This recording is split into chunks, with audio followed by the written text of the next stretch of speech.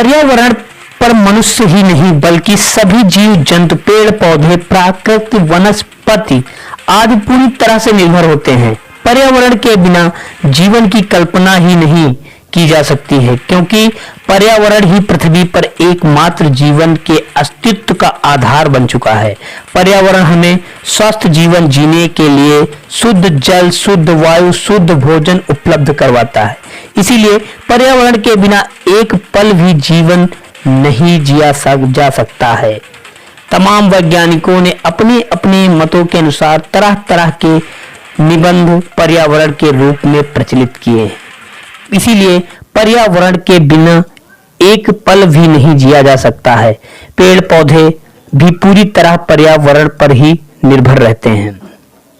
यहाँ तक कि पर्यावरण फल, फूल, पुष्प सभी के लिए बड़ा ही महत्वपूर्ण बताया गया है।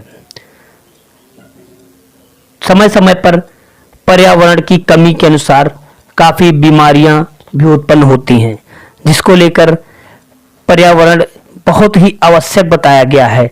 तमाम तरह के डॉक्टरों ने द्वारा भी बताया गया कि पर्यावरण ही जीवन का मूल एक अभाव है, जिसके बिना मनुष्य एक पल भी जीवित नहीं रह सकता है।